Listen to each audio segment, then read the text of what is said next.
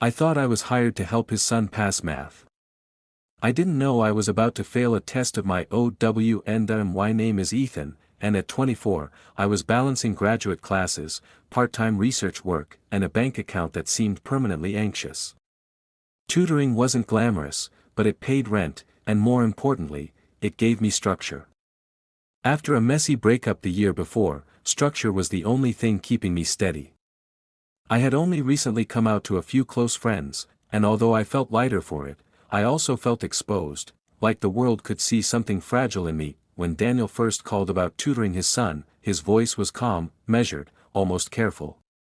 He explained that Noah was 17, bright but distracted, and needed help preparing for final exams. The house was only 15 minutes from my apartment. The pay was fair. I accepted without hesitation. The first evening I arrived, Noah opened the door. He was tall for his age, polite, with the kind of reserved expression that suggested he spent more time in his own head than anywhere else. His textbooks were already stacked neatly on the dining table. He avoided small talk but listened closely once we began working through algebra problems. I liked that about him.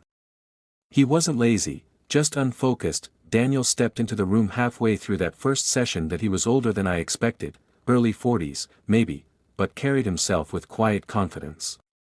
Not arrogance. Just certainty. His shirt sleeves were rolled up, revealing forearms marked by faint veins and a watch that looked expensive but understated.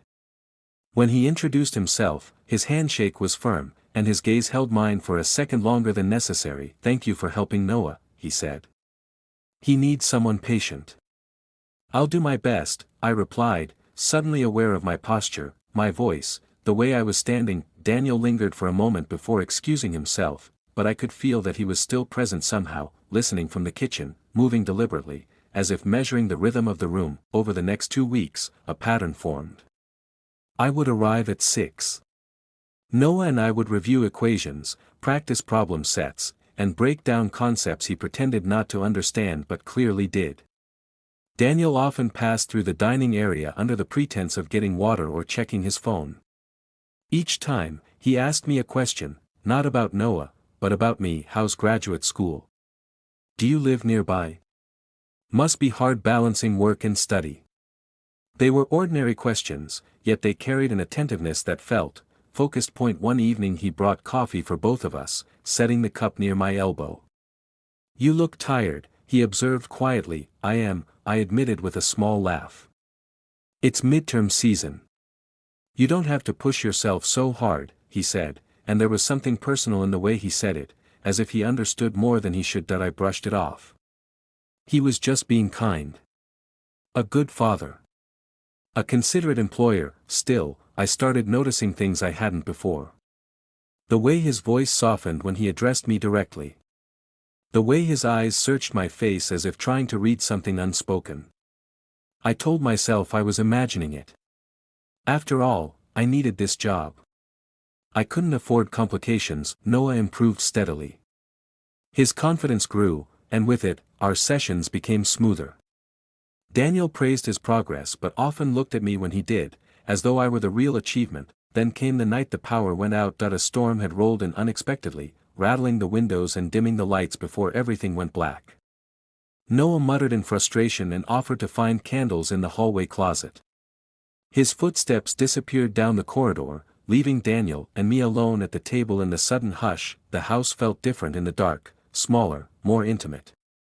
Rain tapped against the glass, steady and insistent. "Sorry about this," Daniel said, his voice closer than before. "It's fine," I answered, though my pulse had begun to misbehave. In the faint light from the street outside, I could make out the outline of his face. He wasn't looking at the window. He was looking at me. "You don't have to pretend here," he said quietly. The words landed heavier than they should have. "Pretend about what? My exhaustion? My composure? Or something deeper I hadn't dared to name?" "I'm not pretending," I replied, though the defense came too quickly. Daniel held my gaze, not challenging, not smiling, just certain. As if he saw the hesitation I carried everywhere. the guarded way I moved through rooms, the careful tone I used whenever someone asked about my personal life. Noah's footsteps echoed faintly in the distance, but neither of us moved. For the first time since taking the job, I felt the ground shift beneath something I thought was simple. I wasn't just tutoring a student anymore. I was standing in the middle of a silence charged with meaning, and I had no idea what Daniel believed I was pretending to be. Daniel's words followed me home that night like a second shadow. You don't have to pretend here. That I replayed the moment while lying awake in my apartment, staring at the ceiling as if it might offer a rational explanation. Maybe he meant I didn't have to act overly professional. Maybe he thought I was too formal. Maybe I was inventing meaning because part of me wanted there to be meaning. That possibility unsettled me more than anything else. The next session, I arrived determined to reset the atmosphere. I focused on Noah with deliberate precision, guiding him through quadratic equations step by step. He responded well to structure, and I clung to that predictability. Numbers behaved. Variables followed rules. Unlike people, Daniel remained in his home office for most of the evening, yet I felt his awareness like a quiet current beneath the surface. When he eventually entered the dining area, he didn't interrupt.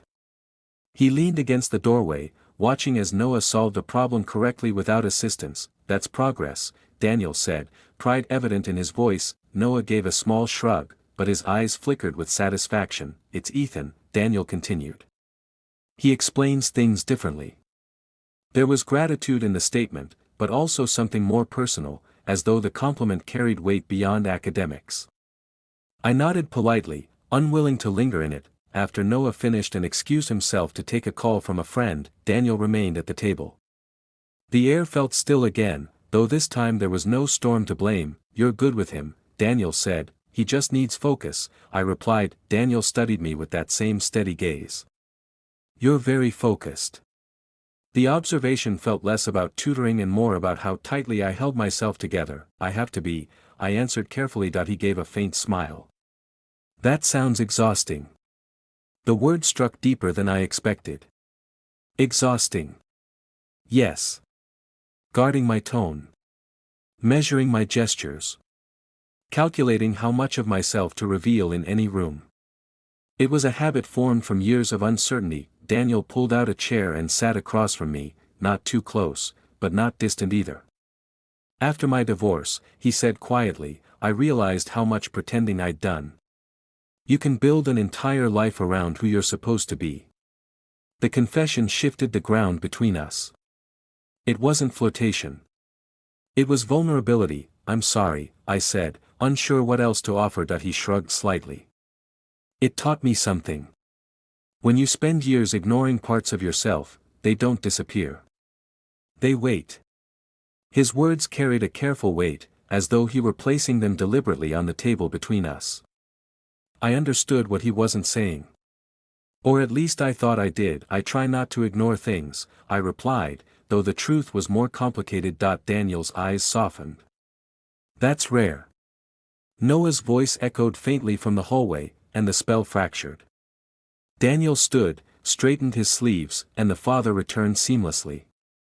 By the time I left that evening, the conversation felt like something fragile we had both agreed not to mention, but it continued. Over the following week, our exchanges grew longer once Noah finished his assignments. Daniel asked about my research, my plans after graduation, whether I saw myself staying in the city. Each question felt layered, as if he were mapping out not just my future but my availability. One evening, Noah texted 10 minutes before our session to say he was stuck at a school event and would be late. I considered rescheduling, but Daniel insisted I come anyway. You're already on your way, he said over the phone. Stay for tea. We can discuss Noah's progress. When I arrived, the house was quiet. Too quiet. Daniel led me to the dining table, where 2 mugs were already waiting. He'll be another hour, Daniel explained. That I should have left. Every sensible instinct suggested it. But I sat down. We talked about education at first, about discipline and expectation. Then the conversation shifted, almost imperceptibly, toward identity. Daniel spoke without dramatics, without self-pity. I spent most of my adult life trying to fit into a version of myself that made everyone comfortable, he admitted. It worked. Until it didn't. I held his gaze. And now? Now I'm trying to be honest. The simplicity of the statement unsettled me. Honesty sounded noble in theory. In practice, it could dismantle entire lives. That he reached across the table, not abruptly, not forcefully, just enough for his fingers to brush mine. The contact was brief, almost accidental. But neither of us pulled away immediately. The silence thickened. My pulse quickened, not from shock but recognition. Whatever this was, it had crossed from implication into reality. "This isn't a good idea," I said softly, though my hand hadn't moved. Daniel's expression didn't harden or retreat. "I know." And that was the problem. He knew. I knew. Yet the awareness didn't dissolve the tension, it clarified it. Footsteps sounded faintly outside, the crunch of gravel in the driveway. Noah was home. I withdrew my hand first, the motion small but decisive. Daniel leaned back in his chair, composure returning like a carefully adjusted mask. By the time Noah walked through the door, we were discussing exam schedules as though nothing had shifted, but something had. As I gathered my bag that night, I understood with unsettling clarity that this was no longer a harmless undercurrent.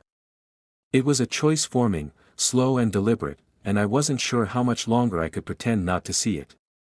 After that night, the house felt smaller. I arrived for the next session with a resolve that bordered on desperation.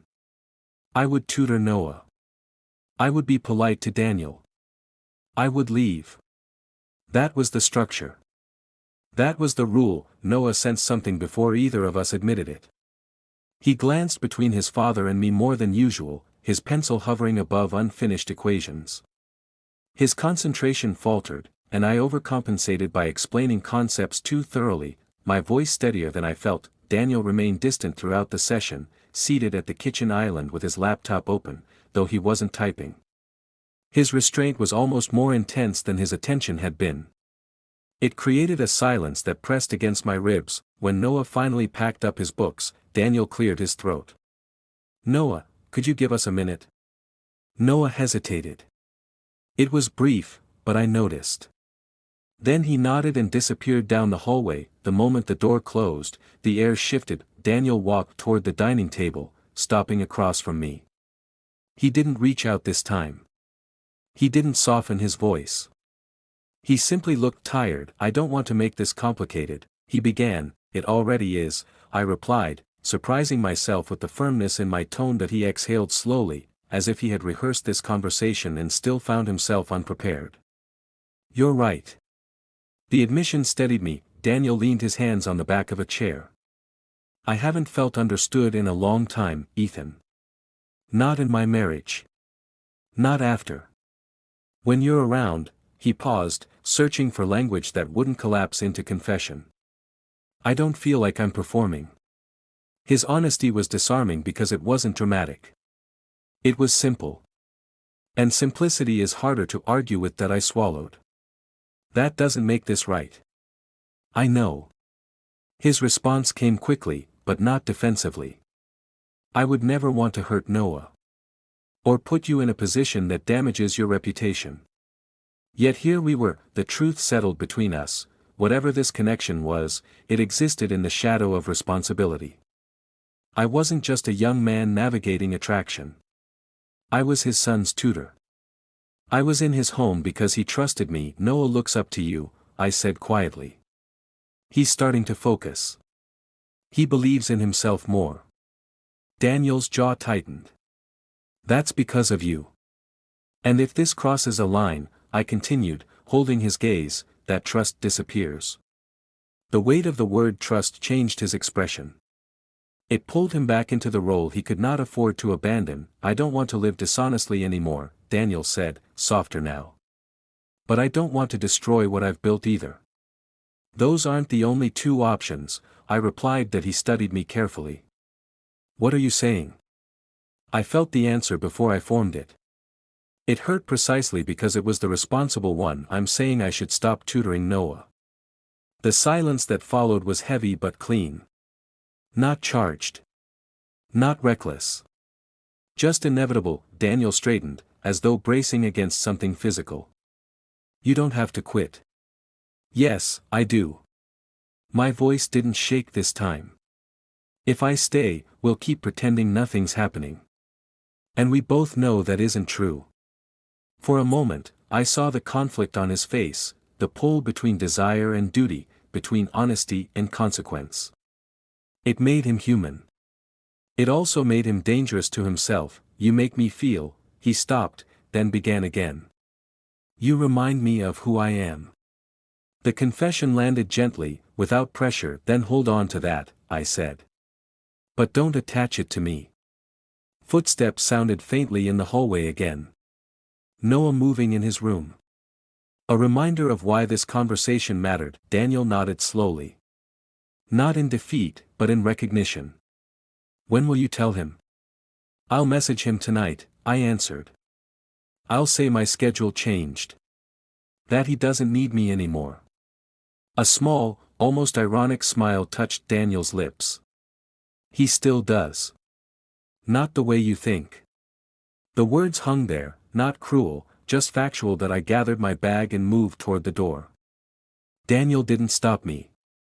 He didn't reach for my hand. The restraint was deliberate now, chosen rather than uncertain. At the threshold, I turned back once. He stood in the dining room, composed but altered, as if something fundamental had shifted beneath the surface. You don't have to pretend, he said again, quieter this time. That I met his eyes. Neither do you. Just not with me. Then I stepped outside into the cool night air, feeling both lighter and hollow at the same time. I had walked away before anything irreversible happened, yet the absence already felt real. As I reached my car, I understood something I hadn't before. Temptation isn't always loud or reckless. Sometimes it's quiet, reasonable, almost kind, and that makes it far more difficult to refuse.